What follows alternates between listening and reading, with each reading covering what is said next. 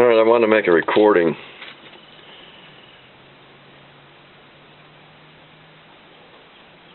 This hose right here, that comes from the air intake port.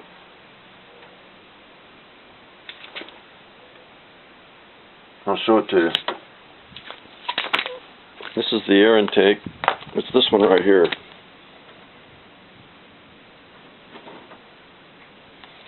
So that's what that hole is on this vacuum thing. And here's something I wanted to show you. This is a one-way valve, and it looks like there's a hose that connects to it, but there's not.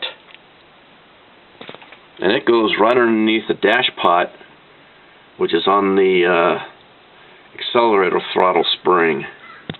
I don't know whether you can see that or not. Yeah, there it is. Okay.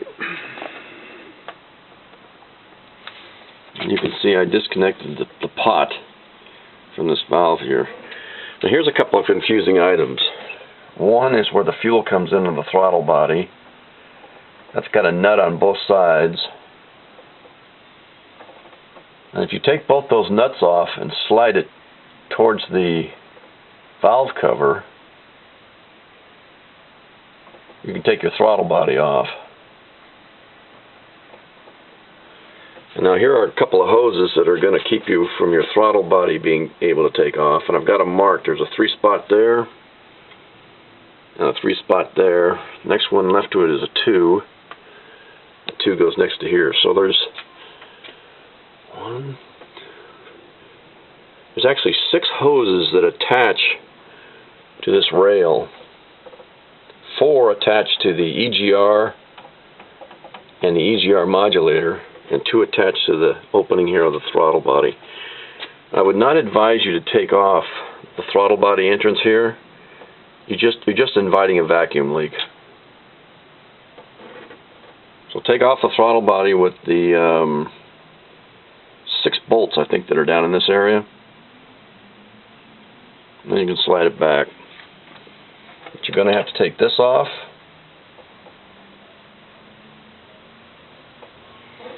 And you may have to take this off too. This is probably a meter of some sort. You may be able to just take this clip off right here. Those are not easy to take off, but it is possible.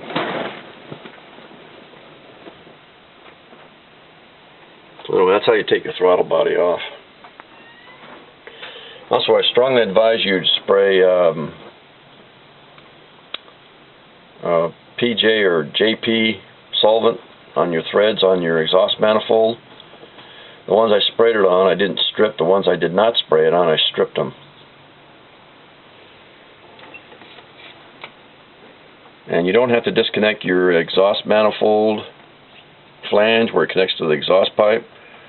Once you've got these bolts out, and once you've got the bracket undone, you can just pull it towards the coil, and it'll drop right down and give you enough room to take off your head. The head's not very big.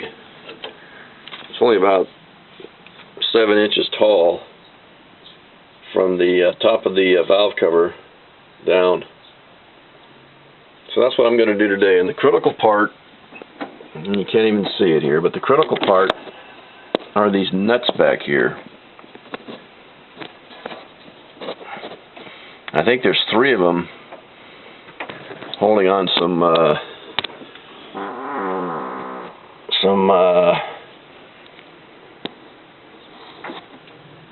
water coolant jackets, sleeves. 3 of them, and they're extremely difficult to get off. Alright, that's about it.